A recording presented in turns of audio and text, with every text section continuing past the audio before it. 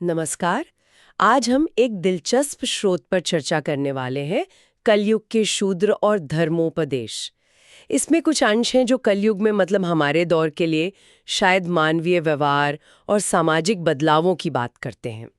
तो हमारा मकसद है इन छंदों को समझना, खास तौर पर रिश्तों और धार्मिक बर्ताव के बारे में जो बातें कही गई हैं। तो चलिए खोलते हैं इसे। ये देखना हमेशा ही बड़ा रोचक होता है कि पुराने ग्रंथ भविष्य को कैसे देखते थे, है ना। तो पहला पॉइंट जो है वो रिश्तों में बदलाव से जुड़ा है। स्रोत कहता है कि इंसान बहुत ज्यादा लंपट हो जाएंगे। लंपट, हाँ, मतलब अत्यधिक कामी। बिल्कुल। और उनके जो आपसी रिश्ते हैं वो सिर्फ काम वासना मतलब शारीरिक इच्छा उसी से चलेंगे। और बात यहाँ और भी आप कह सकते हैं दिलचस्प हो जाती है।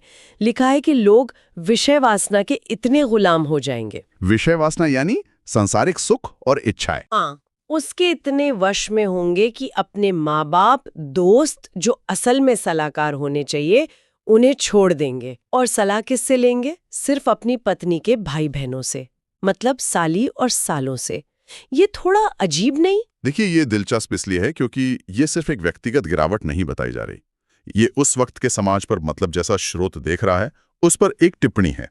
ये दिखाता है कि कैसे निजी इच्छाएं, जिसे यहाँ कहा गया है विषय वासना के वशीभूत होकर दीन होना, उससे वफादारी, भरोसा, ये सब पारंपरिक चीजें बदल सकती हैं। अच्छा। माँ बाप या दोस्त जो शायद बिना स्वार्थ के सलाह दें, उनकी जगह वो रिश्ते ले लेते हैं जो शायद उस वक्त के सुख या स्वार्थ से ज्यादा जुड़े हों। ये स्रोत के हिसाब से समाज के टूटने का एक संकेत हो सकता है। तो मतलब ये कहा जा सकता है कि स्रोत कह रहा है कि ये सिर्फ लोगों की चॉइस नहीं है, बल्कि ये मूल्यों का गिरना है, जहां रिश्तों की बुनियाद ही बदल गई है।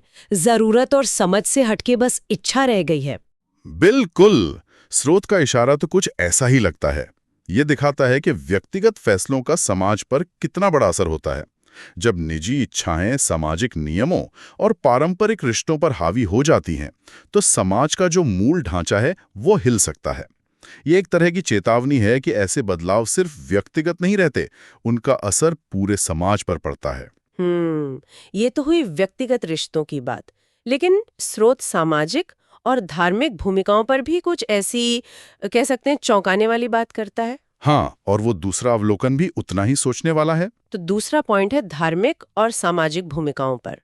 पाठ कहता है कि शूद्र मतलब वो वर्ण जो पारंपरिक रूप से सेवा से जुड़ा था, वो तपस्वियों का वेश धारण करेंगे। वेश यानी सिर्फ बाहरी रूप, पहनावा। हाँ, सिर्फ वेश। और इसी से वो अपना पेट भरेंगे, दान लेंगे। यहाँ वेश पर जोर है, असलियत पर नहीं। और इससे की ज्यादा चिंता की बात यह है कि जिन्हें धर्म का रत्ती भर भी ज्ञान नहीं है, स्रोत उन्हें अधर्मज्ञ कहता है। मतलब धर्म से बिल्कुल अनजान। धर्मज्ञ, हाँ। वो लोग ऊंचे सिंहासनों पर बैठेंगे और धर्म का उपदेश देंगे। अगर हम इसको जरा बड़ी तस्वीर में देखें तो ये स्रोत के अनुसार दिखाता है कि समाज कैसे ज्ञान और योग्यता के बजाय दिखावे और अवसरवाद की तरफ झुक रहा है। शूद्र का तपस्वी वेश धारण करना ये शायद सतहीपन दिखाता है, या धर्म का इस्तेमाल सिर्फ पेट भरने के लिए करना। सही बात है। और वही अधर्मज्ञ का उपदेशक बन जाना, ये ज्ञान और अधिकार के बीच बढ़ते हुए फासले को दिखाता है। मतलब वो स्थिति जहां पद तो है, मंच भी है, पर उस पद के लायक न तो ज्ञान है न चरित्र है। मतलब स्रोत ये कह रहा है कि समाज में ऐसी हालत आ सकती है जहां बाहरी रूप या पद अंदर की काबिलियत या ज्ञान से ज्यादा जरूरी हो जाएगा। हाँ, निचोड़ तो यही लगता है स्रोत का। ये अधिकार के गलत इस्तेमाल और ज्ञान के अपमान की तस्वीर खींचता है, जहां मतलब अयोग्य लोग सिर्फ सही वेश पहनकर या ऊंची कुर्सी पाकर विशेषज्ञ बन जाते हैं, और जो योग्य हैं वो शायद हाशिए पर चले जाते हैं। ये याद रखना जरूरी है कि ये सिर्फ उस स्रोत का नजरिया है, उस ग्रंथ का दृष्टिकोण। हम तो बस उसका विश्लेषण कर रहे हैं। बिल्कुल। तो इस सब का क्या मतलब निकालें फिर? हमने इस स्रोत से दो खास बातें देखी। एक तो निजी इच्छाओं यानी विषय वासना से रिश्तों में बदलाव आना, जहां पारंपरिक वफादारियां कमजोर पड़ रही हैं। और दूसरा धार्मिक और सामाजिक भूमिकाओं में गिरावट, जहां अज्ञानी, अधर्मज्ञ और मौका परस्त लोग दिखावे, वेश के दम पर अधिकार पा लेते हैं। ये वाकई एक बड़ा सवाल खड़ा करता है कि आखिर ये पुराने ग्रंथ भविष्य के बारे में इतने साफ साफ सामाजिक अनुमान या टिप्पणियां क्यों करते हैं? क्या ये सिर्फ कल्पना है, या ये दिखाता है कि कुछ इंसानी आदतें जैसे इच्छाओं का असर या सत्ता का खिंचाव ये समय के साथ बदलती ही नहीं। हो सकता है। हो सकता है ये उस पाठ के लेखक ने अपने समय में जो इंसानी फितरत या सामाजिक मूल्यों का उतार चढ़ाव देखा हो, उसी का एक अंदाजा लगाया हो भविष्य के लिए। सुनने वालों के लिए एक विचार छोड़ जाते हैं।